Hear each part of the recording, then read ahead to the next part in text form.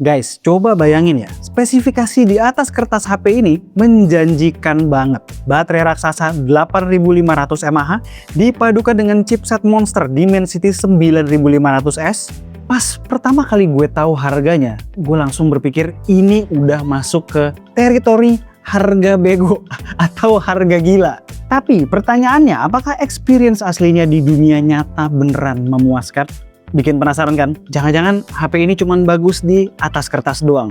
Tonton video ini sampai habis karena di balik spesifikasi dewanya ada beberapa kompromi yang bisa bikin lo mikir 2 kali sebelum check out. Kita ngomongin desainnya dulu ya.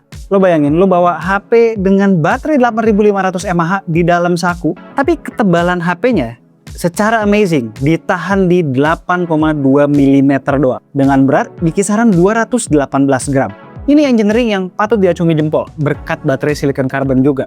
By the way, warna yang hitam ini desainnya biasa banget sih, asli. Putih sama birunya better lah. Untuk bodi belakang pakai material fiberglass. Kelebihannya finishing kayak gini bikin HP berasa kokoh, teksturnya juga premium di tangan, dan bekas sidik jari tuh minim banget ya dan samar.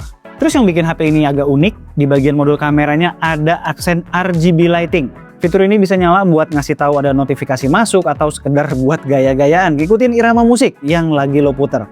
Pindah ke bagian depan, pas layarnya nyala, bezelnya tergolong tipis dan ngasih kesan imersif pas dipakai. Panelnya 6,83 inch AMOLED 1.5K dengan refresh rate 120Hz. Peak brightness-nya nyentuh 3500 nits. Ketika kita gunakan smartphone-nya di bawah terik matahari Jakarta dan Bekasi yang akhir-akhir ini lagi strong banget, layarnya masih kelihatan sangat jelas tanpa perlu repot nutup-nutupin layar pakai tangan. Dan layarnya untuk smartphone harga segini lumayan memanjakan mata buat nonton film atau sekedar scrolling di sosmed. Tapi sayangnya ya, visual layar kayak begini kurang diimbangi dengan speakernya yang menurut gue so-so aja. Suaranya lumayan kenceng, tapi ya nggak ada depth atau low frequency yang istimewa. Dengerin nih.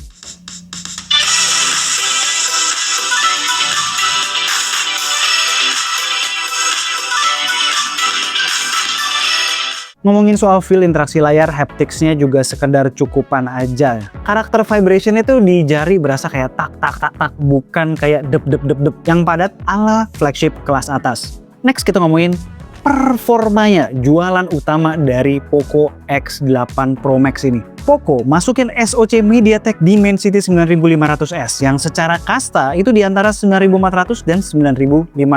Sebagai gambaran seberapa kencang SoC ini, skor Antutunya gue dapet di kisaran 2,8 juta. Berikut juga benchmark lain kalau kalian pengen tahu. Tapi itu cuma benchmark. Gimana ketika dipakai real gaming situation?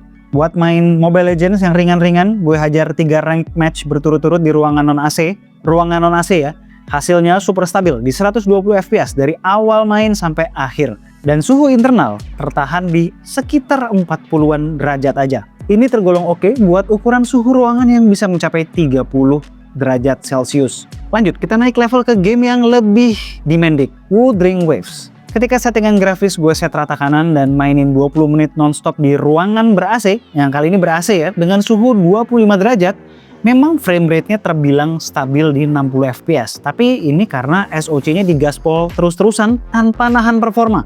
Efeknya, suhu internal bisa naik sampai 48 derajat. Suhu setinggi ini mulai berasa lumayan ya, nyengat di jari.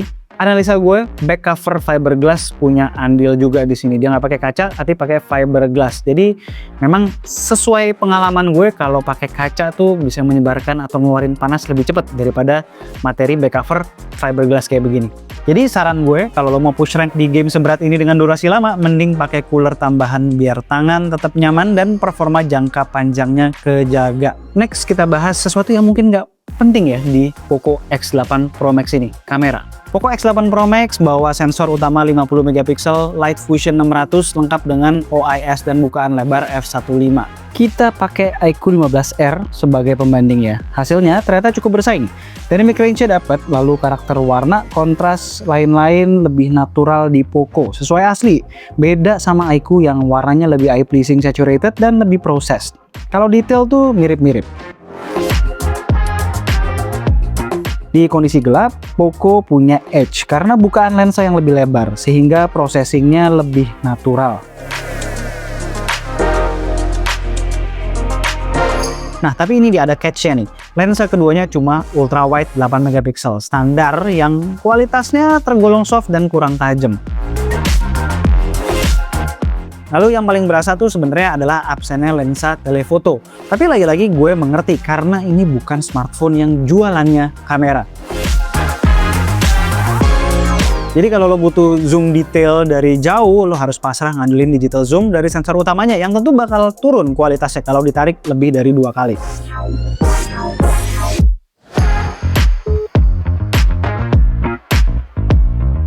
Oke, lagi nyobain video 4K 60 di Poco X8 Pro Max dan iQOO 15R. Terus kita jalan-jalan coba ya. Ini yang gue perhatikan cukup stabil. Cuman memang kalau udah mulai gelap tuh, bukan mulai gelap sih ya, kalau mulai nih misalnya kita under the shade gini nih, berasa kedut-kedutnya tuh berasa. Adalah berasa kedut-kedutnya. Dua-duanya. Nggak cuma salah satu. Nih di sini nih biasa berasa nih kedut-kedut, apalagi kalau banyak foto. Nah, sementara di Poco nih terutama kalau misalnya gua kena direct sunlight begini, skin tone tuh jadi kadang abu, kadang normal.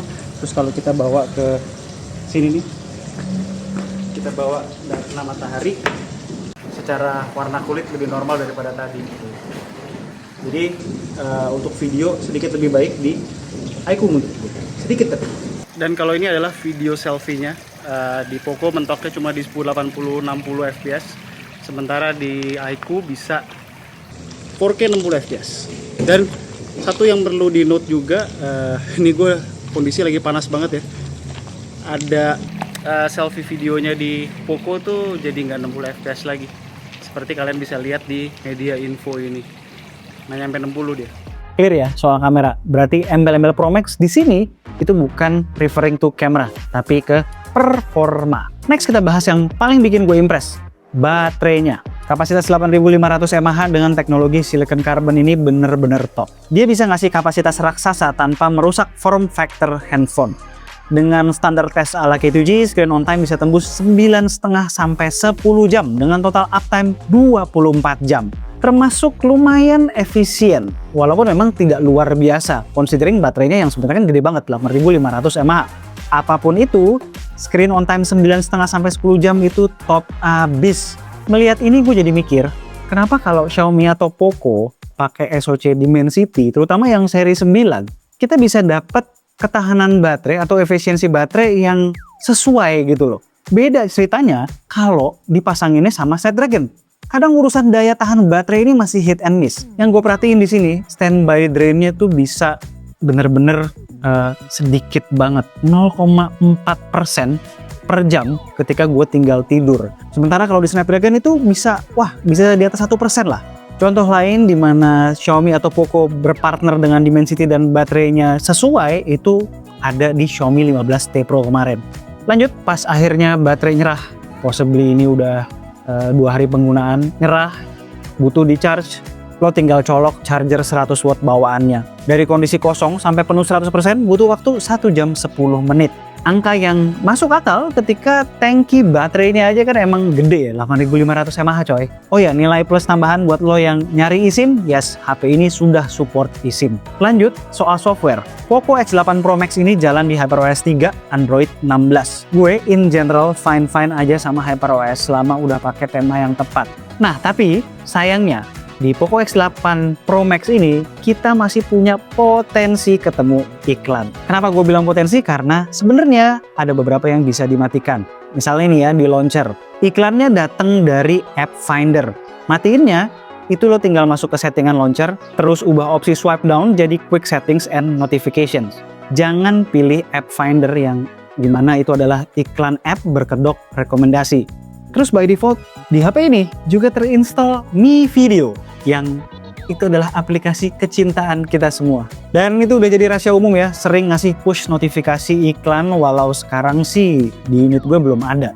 Matiin aja tuh notifikasinya. Menariknya di app themes gue perhatiin sekarang masih bersih ya dari iklan, nggak tahu ntar. Tapi ya di HP yang harganya super value deal begini, gue masih bisa maklum sama strategi Poco. Oh ya, soal update, dijanjikan 4 major Android update dan 6 tahun security patch. Alright, kesimpulan dari Poco X8 Pro Max ini. Pas awal gue ngetes tuh gue kira harganya bakal dipatok di atas 7 jutaan karena di negara tetangga startnya emang segituan. Tapi ternyata di masa first sale awal-awal ini, Poco Indonesia ngasih kita harga starting from 6,1 juta. Gokil, sangat-sangat agresif. Angka segini bener-bener refreshing banget di industri smartphone tanah air. Karena seperti kalian tahu di tahun ini harga tuh bener-bener melambung tinggi di mayoritas rilisan 2026. Ini bener-bener masuk ke kategori harga gila atau harga bego. Selalu gue bilang. Dari list 3 HP paling value deal di 2026 versi gue yang isinya tuh ada Poco F8 Ultra dan iQOO 15R, Poco X8 Pro Max ini bisa dibilang yang paling value deal sejauh ini. Jadi kalau ditanya recommended atau enggak, kayaknya gue nggak perlu jawab ya. Basically kalau kalian adalah seorang user yang mencari smartphone dengan baterai gokil, kenceng, ngebut, ada eSIM-nya, dan harganya masih sangat-sangat value deal, ini adalah opsi yang rasional untuk dibeli. Tapi kalau kalian memang in market buat smartphone yang punya kamera bagus, terutama nyari lensa tele atau sering nge-vlogging pakai kamera depan nyari resolusi 4K, ya mungkin smartphone ini bukan buat kalian. Nah, pasti ada yang mendang-mendingin sama iQOO 15R. Bang, mending mana bang? 15R atau Poco X8 Pro Max? Gue nggak compare end to end, tapi bottom line-nya aja ya. Menurut gue Poco tuh menang di harga yang cukup telat. Terutama kalau kalian bandingin harganya sekarang, bukan pas iQOO 15R lagi kena promo di awal. Terus Poco juga lebih tahan lama baterainya, sedikit. Lalu iQOO 15R menang sedikit di performa, lebih adem juga overall, dan video recordingnya lebih baik. Tapi perlu diingat, iQOO 15R harganya sekarang sudah jauh lebih mahal. Dan kalau gue lihat di toko officialnya, yang ready itu ya, yang bisa dibeli tinggal yang versi 512-nya, which harganya 8 jutaan. Pick yang mana? Drop komen di bawah. Guys, kalau kalian suka dengan video barusan, jangan lupa di like, terus share ke temen yang memang lagi nyari smartphone baru atau gadget-gadget terkini. Dan jangan lupa pastinya subscribe. Terus buat kalian yang udah subscribe, jangan lupa juga nyalain tuh loncengnya, dibikin all. Supaya kalau kita ngeluarin video baru, kalian langsung kena notifnya. Nah, itu akan sangat-sangat membantu K2G. Thanks guys. Alright ya, segitu aja review dari gua kali ini. Gua Alesa and this is K2G. Tunggu racun-racun kami berikutnya. Ciao.